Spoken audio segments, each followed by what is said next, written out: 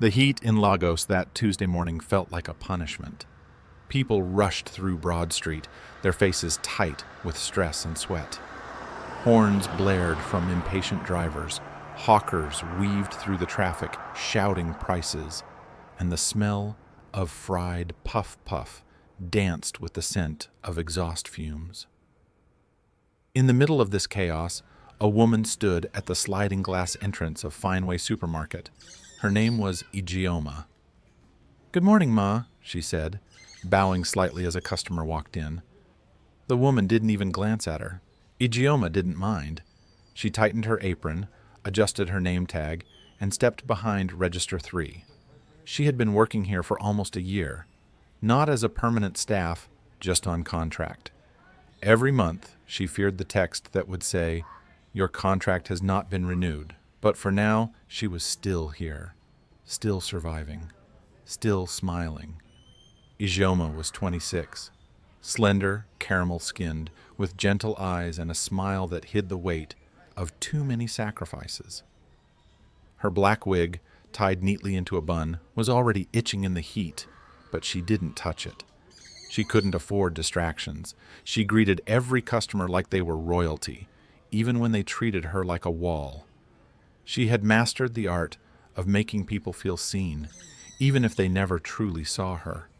And every time she handed change or bagged groceries, she whispered a silent prayer. "Let today go smoothly. Let me earn enough. Let my sister get better." Across the street, a black Mercedes-Benz G-Wagon came to a smooth stop. It drew attention like honey drew flies. From it stepped a man in his early 30s, tall, clean-shaven, wearing a navy blue caftan tailored so sharply it looked like it had been sewn onto his skin. His name was Emeka Ogbuefi, and his presence made even the tired meat sellers pause.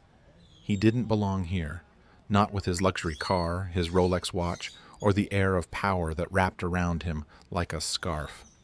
But Emeka wasn't here for shopping.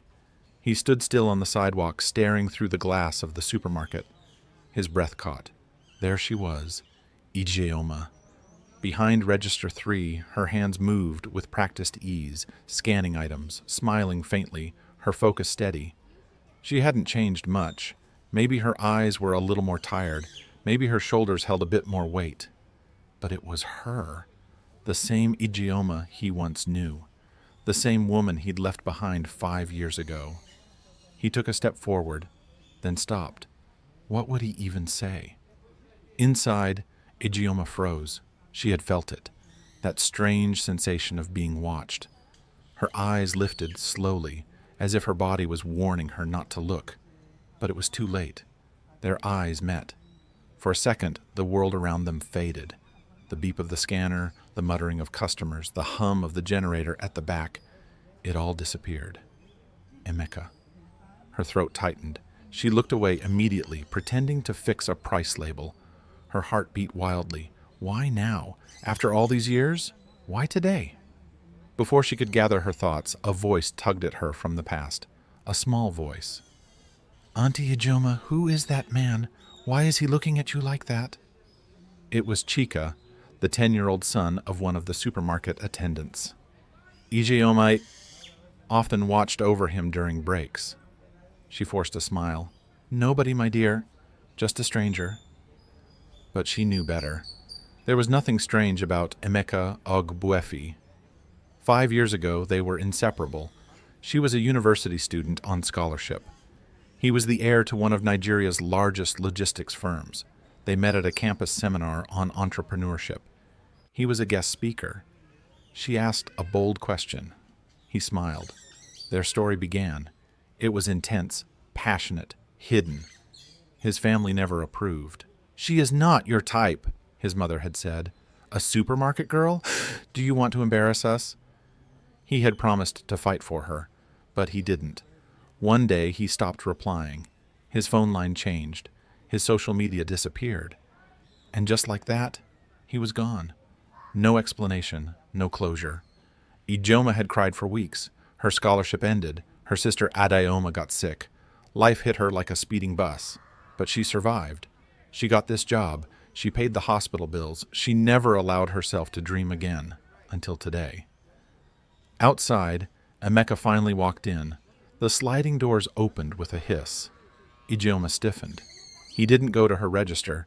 He walked past aisle after aisle, picking random things he didn't need.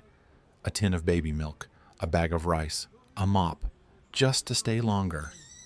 When he finally approached her till the line was short, Ijeoma's hands trembled as she scanned his items. She didn't say a word. "Ijeoma," he said softly. She didn't look up. "Please, just 5 minutes. Outside. I won't bother you again." Her lips pressed together, then she nodded. 5 minutes later, they stood by the side of the building near the generator room. "You left me," she said before he could speak. Her voice was firm, but her eyes glistened. "I was a coward," Emeka replied. "I didn't know how to stand up to my family. I thought if I left it would protect you, but all I did was hurt you." "And you think that matters now, after 5 years?" "I never stopped loving you, not for one day." Ijeoma scoffed. "Love is not enough, Emeka. It never was." He reached into his wallet and pulled out a photo. It was faded, but clear. It was them, younger, laughing, holding hands at Elagushi Beach. "I kept this," he said, "even when I tried to forget you." Her hand shook as she took it. A flood of memories returned. "I just want to know," Emeka added. "Do I still have a chance?" She stared at him. Then, without answering, she turned and walked back inside. And for the first time in 5 years, Emeka didn't feel like a billionaire. He felt like a man who just got rejected by the only woman he ever truly loved. Before I continue, if you're still with me, that means you're just as hooked as I am. So please pause for a moment and hit that subscribe button and turn on the notification bell. Let's hit 1,000 subscribers together. Your support keeps these powerful stories coming. The supermarket returned to its rhythm, the soft hum of air conditioning, the beep of barcode scanners, and the distant chatter of cashiers blending into the background. Ijeoma returned to her register, but her mind was no longer there.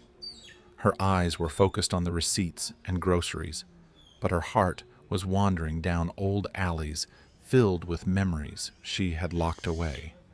She thought she had buried Emeka for good, but his sudden return stirred up everything.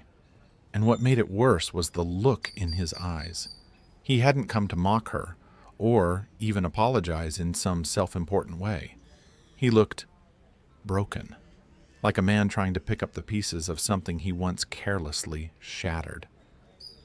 "Ijeoma, I beg reduce that bread by 10 naira for me," a customer interrupted her thoughts. It was Mama Nkechi, a regular who always bargained, even in a supermarket with fixed prices.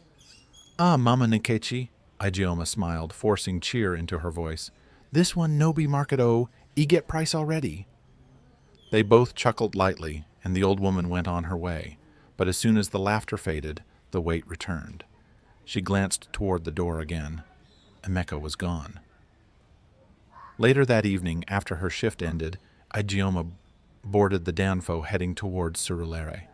She held her handbag tightly, careful not to let any pickpockets get too close. The bus was noisy, packed with sweaty bodies, and gospel music blaring from the front, but none of it reached her. Her thoughts stayed on Emeka. By the time she reached her apartment, night had fallen.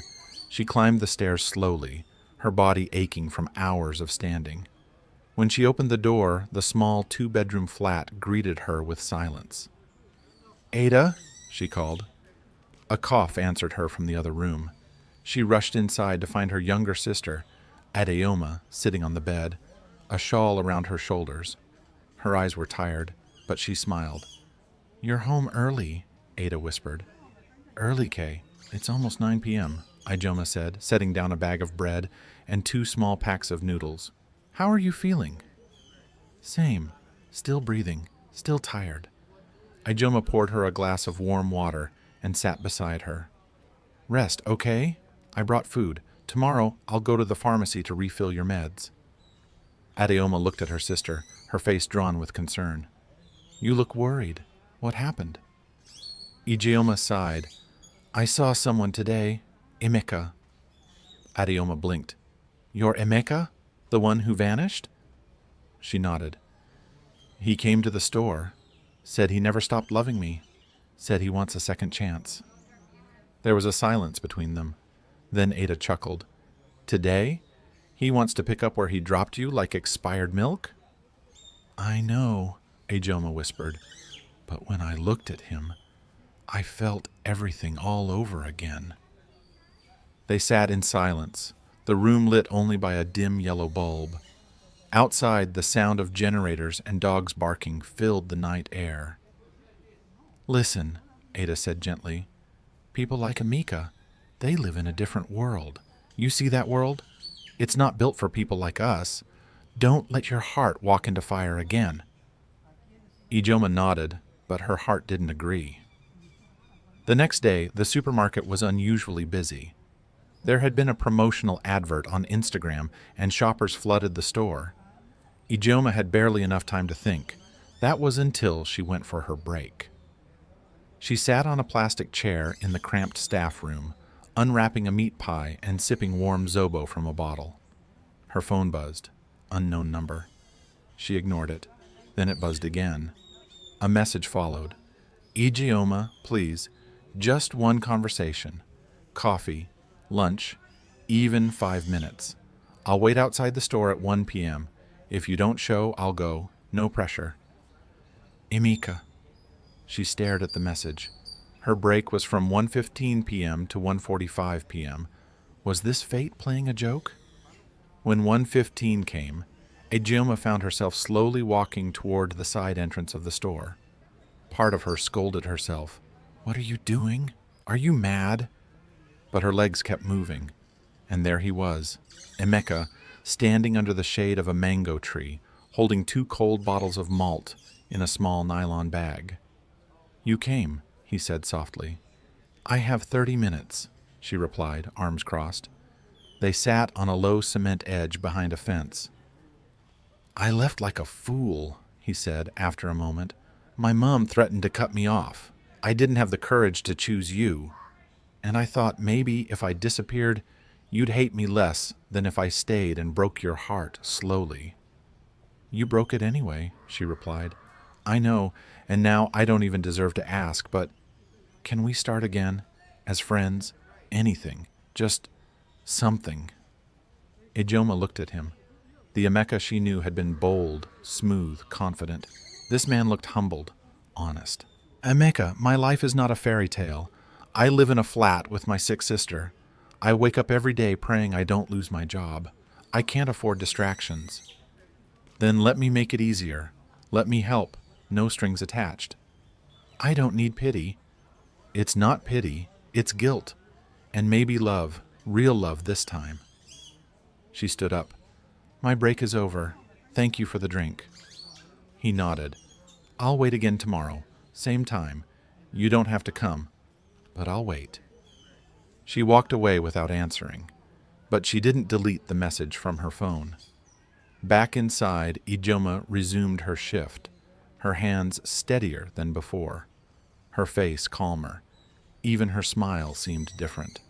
And outside, Emeka stayed a few minutes longer before walking away, knowing he had taken one step forward in a journey he hoped hadn't ended. It rained hard that night in Surulere, the kind of rain that drowned out generators and made the smell of wet dust rise from the ground. Ijeoma stood by the window, arms crossed, watching the storm. Inside the dimly lit room, Ijeoma lay asleep, her soft snore just audible beneath the pitter-patter on the roof. Ijeoma's thoughts were anything but quiet. Emeka. Again. After all this time, and now he wanted friendship? Help? Was it redemption he was after, or something else entirely?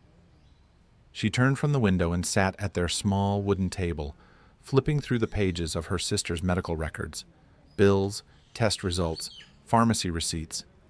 Her salary barely covered the essentials, but they were surviving, just barely. She knew she couldn't afford to play emotional games, no matter how charming the man or sweet the memories. Yet, the next day, when her break rolled around at exactly 1:15, her feet found their way to the side entrance again. She didn't mean to go. It just happened. Emeka was there, again. This time with jollof rice, packed in a takeaway container, and a bottle of water.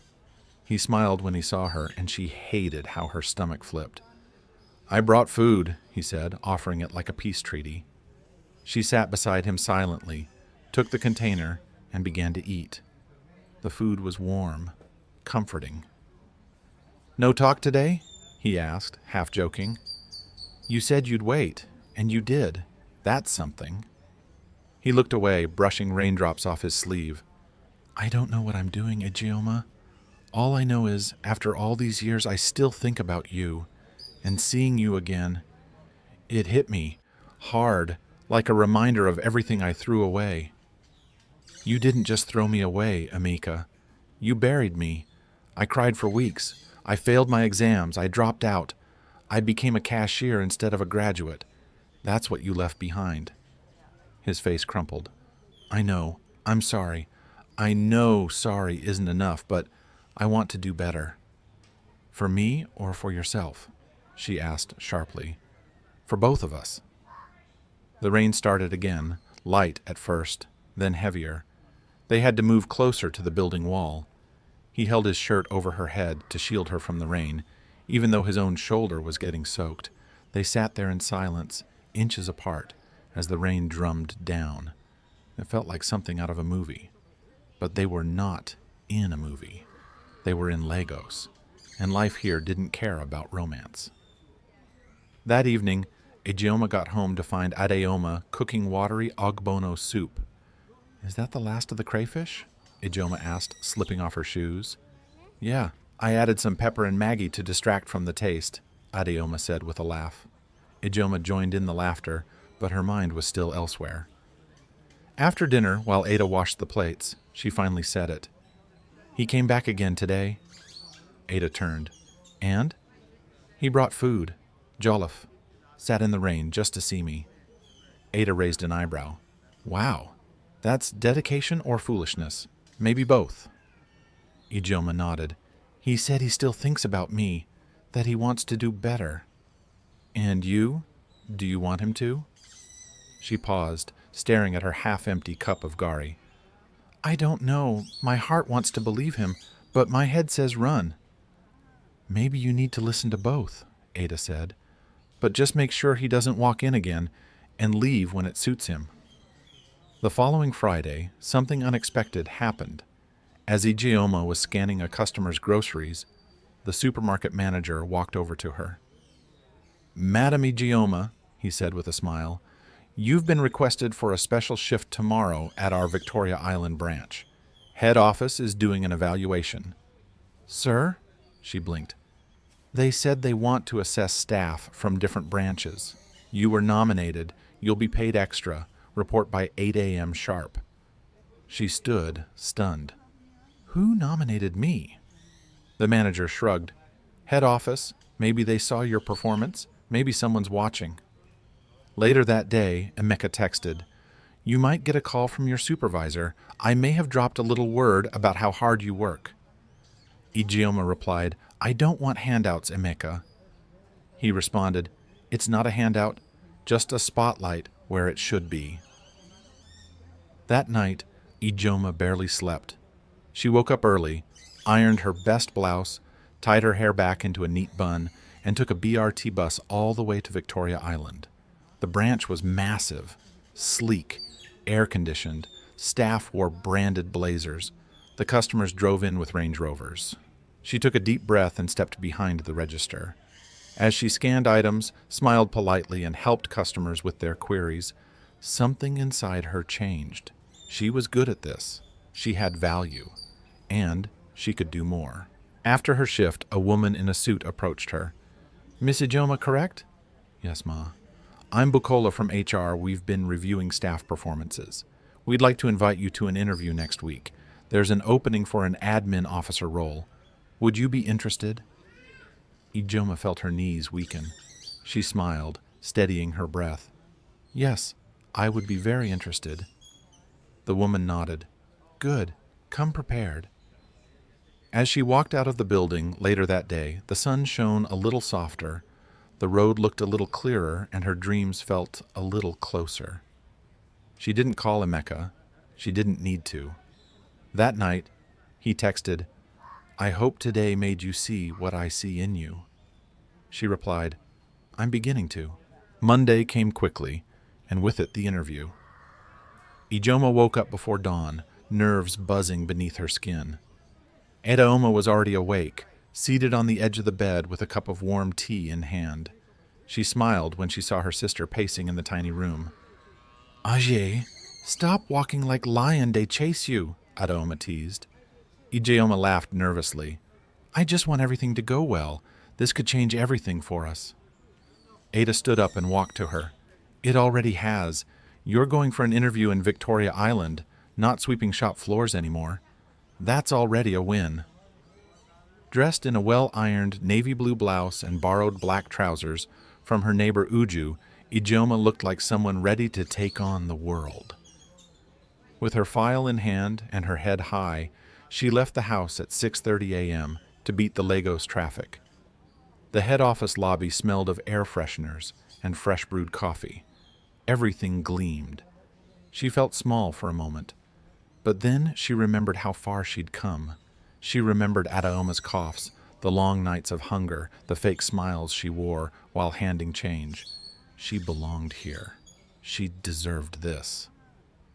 Miss Ijeoma Okonkwo, a receptionist called. She stood quickly. Yes, ma? This way, conference room 2. Inside the sleek glass room, 2 women and a man sat behind a long table. They smiled professionally, but their expressions didn't give much away.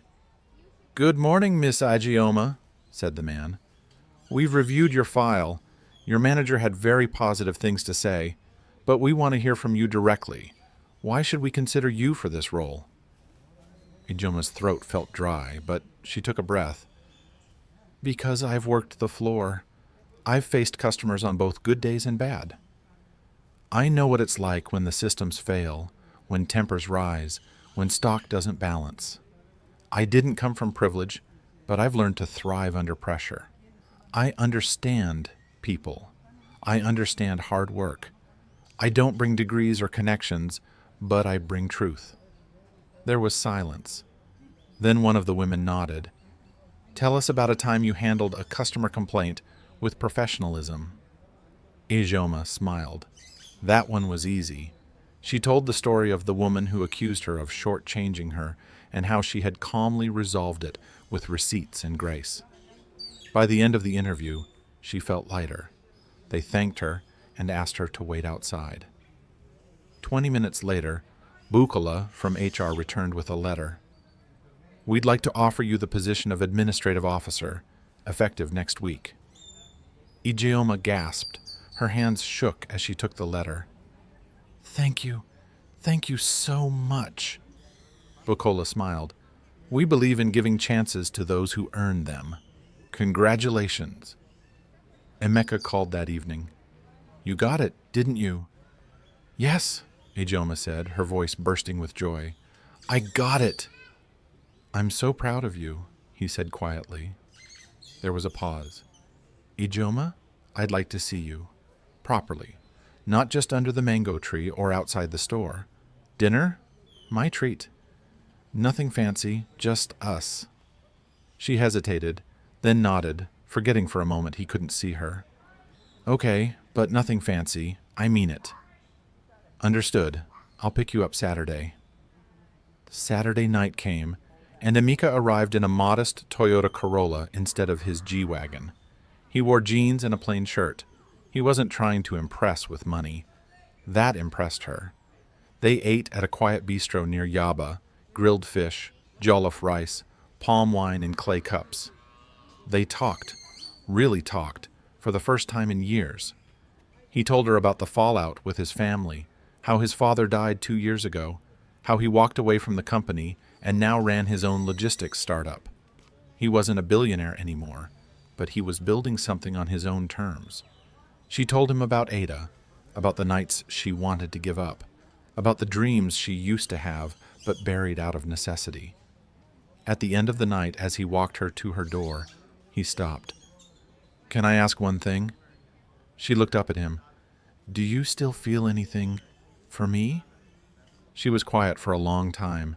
Then softly she said, "I don't know, maybe, but I'm scared." "So am I," he replied. "But maybe we can be scared together." She smiled, unlocking her door. "Good night, Emeka." "Good night, Ijeoma." But just as the light inside her home flickered on, her phone buzzed. A strange number. A message. "Be careful who you trust. Not every ex comes back clean. Ask him what happened in Abuja. Ask him why he really left." Ijeoma stared at the message, and just like that, the shadows returned. Ijeoma couldn't sleep that night. The message haunted her, its words bouncing in her head like echoes in an empty hall. "Ask him what happened in Abuja." She rolled over in bed, staring at the cracked ceiling. The fan creaked as it spun above her, barely moving the hot air. Ijeoma lay sound asleep on the other mattress, her breathing calm, untouched by the storm brewing in Ijeoma's heart. What did the message mean? What happened in Abuja? The next morning at work, Ijeoma tried to focus. It was her last week at the Surulere branch before officially moving to the head office. Her colleagues offered quiet congratulations, some genuinely happy for her, others with forced smiles. "Big girl, Dawn Blow O." "Rejoice," the security guard teased. "No forget us when you reach office O." Ijeoma smiled back. "How I go forget my people? Now here I start." But even as she laughed, her heart wasn't in it. That afternoon, during her lunch break, she slipped into the staff toilet and dialed Emeka's number. "Ijeoma?" His voice was warm, excited. "I was just thinking of you." She didn't respond to the affection in his voice. Instead, she got straight to it.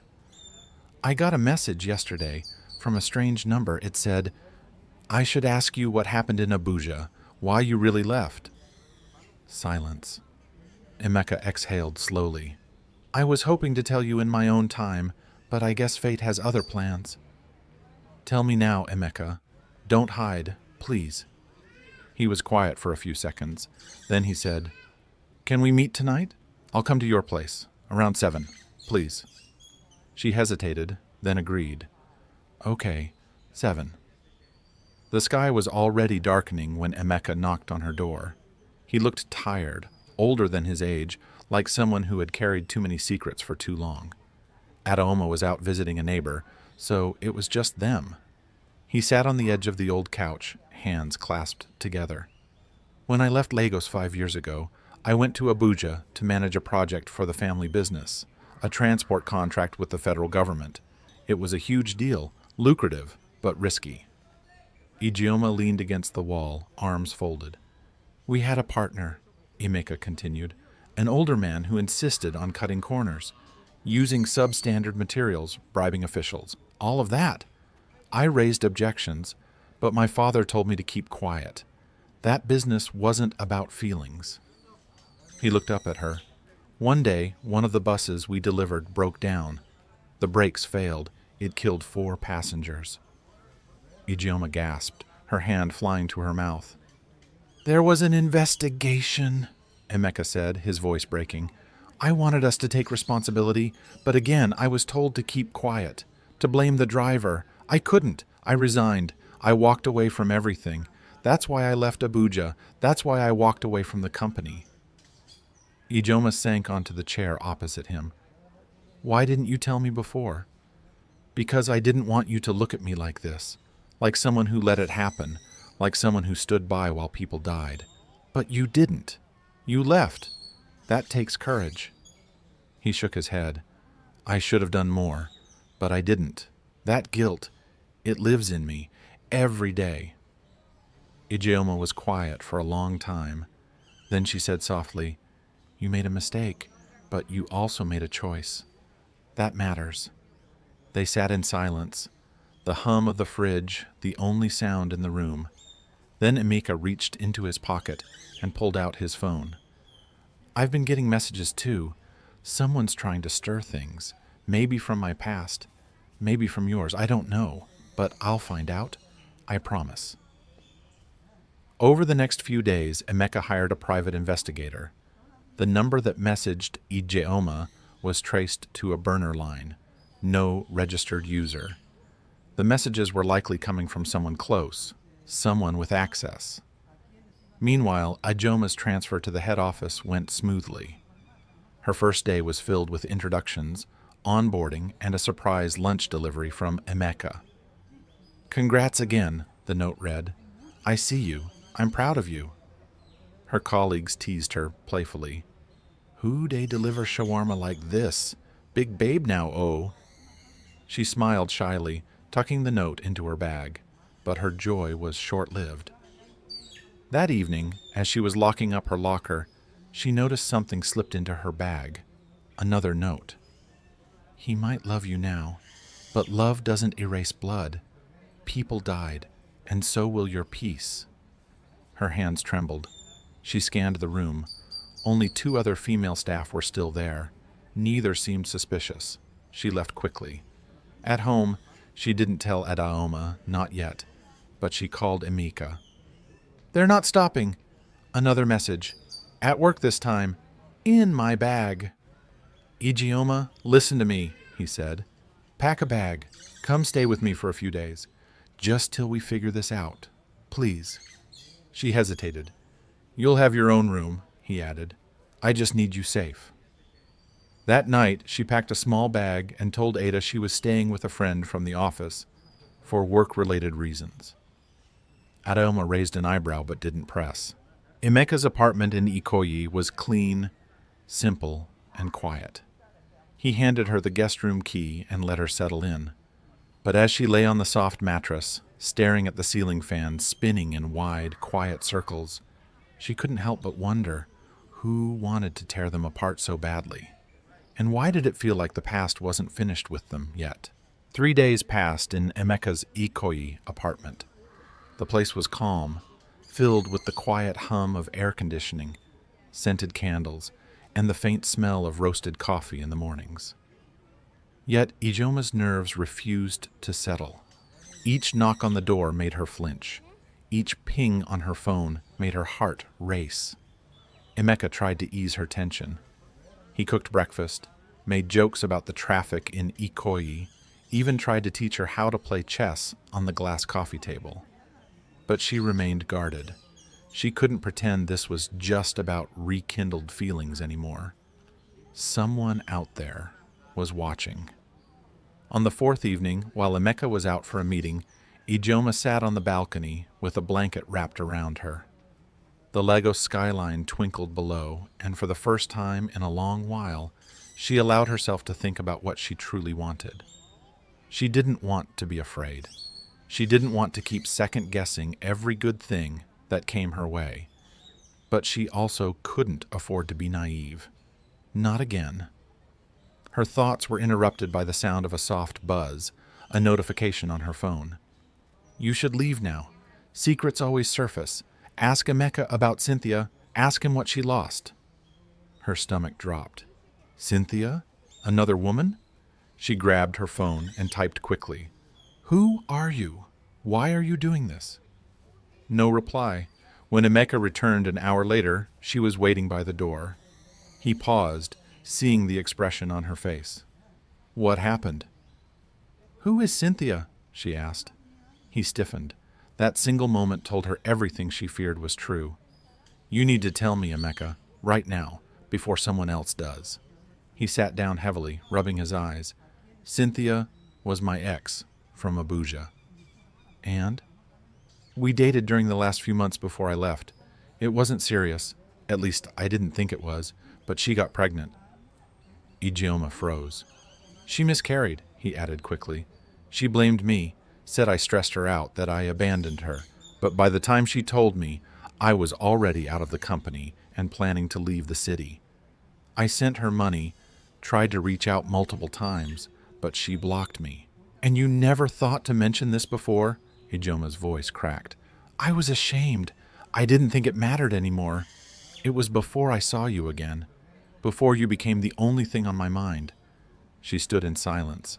Her hands trembled. "Do you think she's the one sending the messages?" Emeka nodded slowly. "It's possible. Or someone close to her. I tried to leave the past behind, Ijeoma, but maybe it didn't want to leave me." The next morning, Ijeoma received a delivery. A brown envelope. No return address. Inside was a photo. Emeka at a hospital, sitting beside a pale-looking woman in bed. On the back of the photo, one sentence was scrawled in red ink. "She paid the price. Will you be next?" She stormed into the living room where Emeka was reading. "They sent me this with a threat.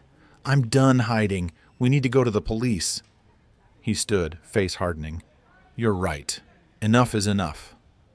At the station in Ikoyi, the officer in charge took their statements and looked through the messages, the photos, and the threats.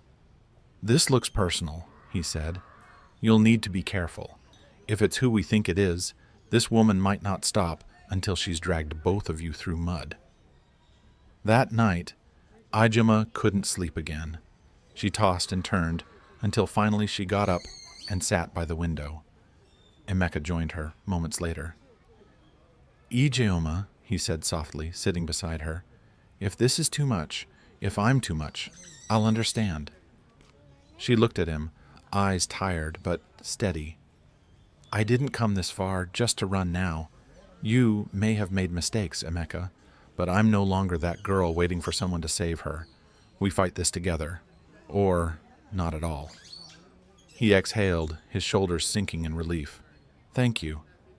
But after this," she added, "no more secrets." "No more," he promised. 2 weeks later, the police traced the source of the photos and messages to Cynthia's cousin, a woman named Blessing, who had access to old footage and emails from Emeka's time in Abuja. When confronted, Blessing confessed. Cynthia had moved to Port Harcourt, but was still bitter and wanted revenge. Blessing took it upon herself to warn Ijeoma. Charges were pressed. A restraining order was issued. Emeka and Ijeoma were finally free from the looming shadow. Months passed. Ijeoma's new role at the head office flourished. She was soon promoted again, managing operations across 3 branches. Ijeoma recovered well, started an online baking business, and began attending evening classes. "And Emeka?" he proposed, not in a grand hall or on one knee at a party, but one quiet evening on Ijeoma's balcony, where the city lights twinkled like fireflies. "I don't want perfection," he said, slipping a modest silver ring onto her finger. "I just want peace, and I want it with you." She said yes, and for the first time in a long time, love didn't feel like a wound reopening. It felt like healing. If you enjoyed this story and want more powerful, emotional, and suspenseful tales like this, please subscribe to Timeless Origins. Don't forget to tap the notification bell so you never miss the next story. Thank you for watching, and don't forget to subscribe to this channel, and see you in the next one.